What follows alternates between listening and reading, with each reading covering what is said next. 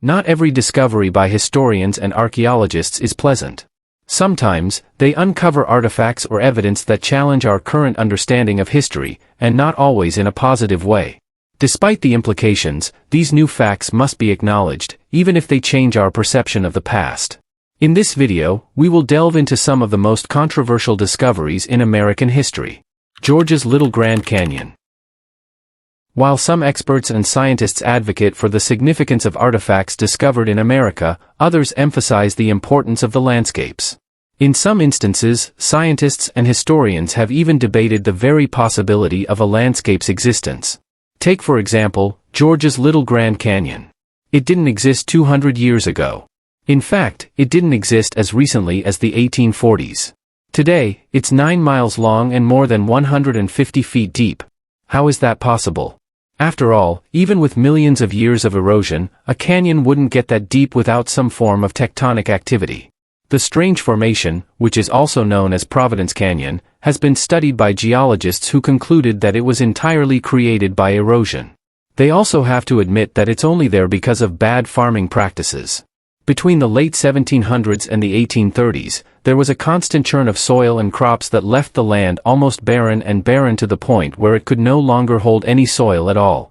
That erosion accelerated to such an extent that it essentially formed the canyon in just a few decades. Today, it's stabilized, but this is what can happen when we mistreat the land that we farm. It's an incredible and highly rare thing to happen in such a short time period. Posos at Winnipesauke Lake.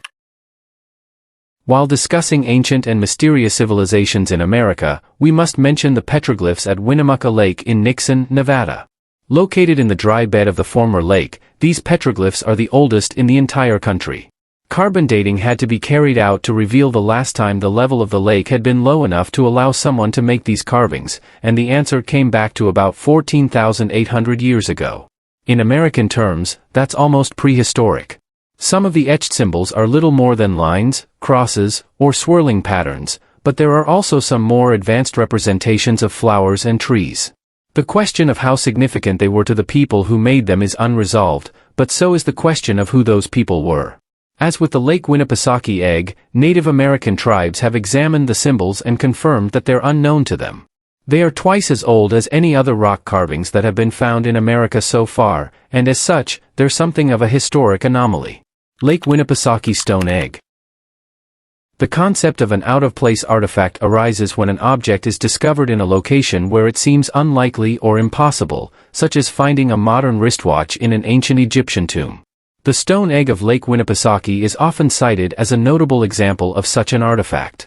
The egg was found by construction workers as they dug a hole for a fence post close to Lake Winnipesauke in New England in 1872, at a depth of 6 feet.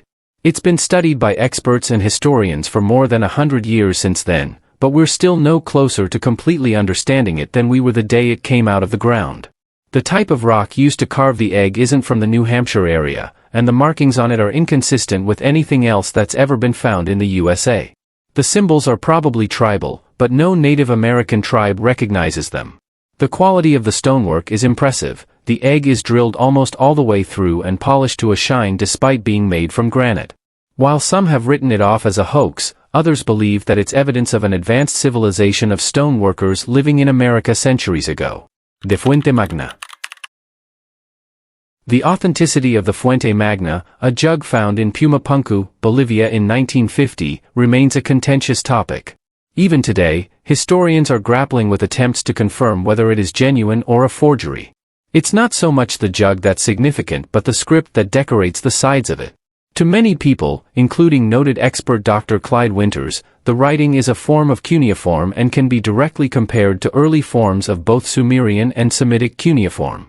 He's been able to point to especially apparent similarities between the Sumerian cuneiform and the cuneiform on the Fuente Magna, and that presents a substantial historical problem. The ancient Sumerians came from the part of the world that we now call the Middle East, mostly from Iraq. There ought to be no way whatsoever that their language could have spread as far as Peru. If they did, it means that the Sumerians were an incredibly advanced seafaring race and that they too ought to be considered among the first foreign people to arrive in the Americas. NAA Figurine. The NAA Figurine wasn't discovered within a coal seam dating back 300 million years, but its origin remains perplexing. Found in 1889 during the excavation of a well in southwest Idaho, this peculiar tiny figure resembles a doll. It emerged from clay fragments ejected by the drill at a depth nearing 300 feet. While it's conceivable that the drill fashioned this shape, such an explanation seems highly improbable. That leads us to ask who could have made it and how did it come to be 300 feet below the ground at such a depth that the earth ought not to have been touched there for the last 2 million years. To add to the conundrum, the top layer of the ground it was found within has been sealed under a basalt layer caused by volcanic activity thousands of years earlier. To put that in its most basic terms, it means there's no chance that the figure got there by accident. Extremely early humans did exist 2 million years ago, but as far as we know, they were confined to Africa. Perhaps we should consider that they might have been in Idaho too. Carved bell.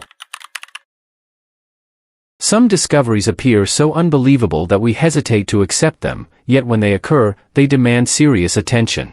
Consider the case of Newton Anderson, a 10-year-old boy who, in 1944, unearthed a surprising find inside a 300-million-year-old coal seam in Upshur County, West Virginia, a brass bell with an iron clapper intact.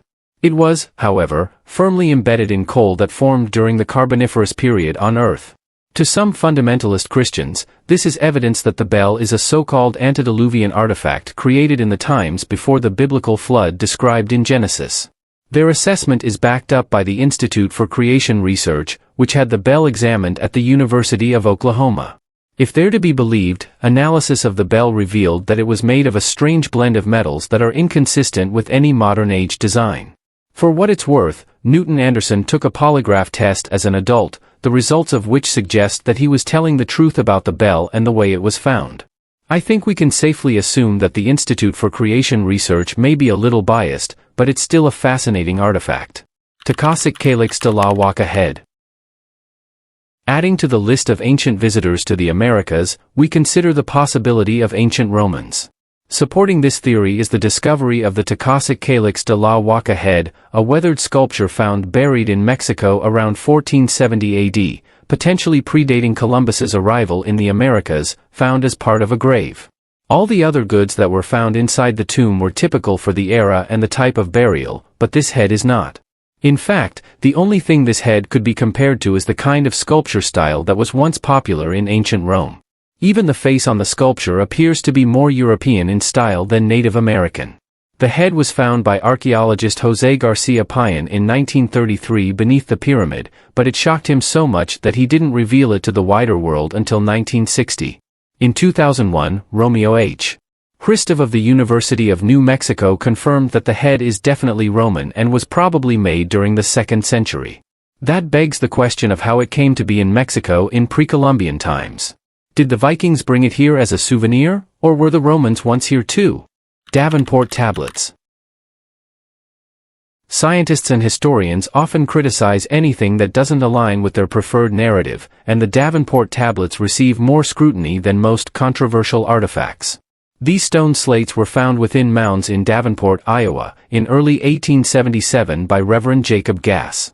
To their detractors, they're forgeries either created by the Reverend or left there for him to find, made from slate tiles stolen from a roof. To their supporters, they're the American equivalent of the Rosetta Stone. The fact that Gass is an amateur archaeologist who was occasionally known to trade in fake Native American pipes doesn't help those who believe in the authenticity of the tablets to win the argument. What the detractors can't explain, though, is the fact that one of the tablets contains a carving that represents the ancient Egyptian opening of the mouth ceremony. On the other side of the same tablet, there are examples of Egyptian writing and a representation of Egyptian-style obelisks. This is yet another example of images of life abroad turning up in America long before they ought to. Ecuadorian Statues. What are your thoughts on these statues discovered in an Ecuadorian cave? They seem to depict elephants, yet elephants aren't indigenous to Ecuador, nor were they present in the Americas during ancient times. The statues were found as part of a larger cache of gold and stone artifacts by amateur archaeologist Juan Morich in 1969, but little more than that is known about them. The rest of the gold and other treasures were moved to an undisclosed location by the Ecuadorian government, but the statues remain in situ. Given the lack of elephants in Ecuador, the statues must have been made by people who traveled there from other parts of the world. Some people believe they were made by the so-called star people, meaning visitors from the stars, but to be honest, those people say that about almost any unexplained artifact. What else can we say about the statues other than that they're ancient, beautiful, and highly confusing? Christopher Columbus discovered America.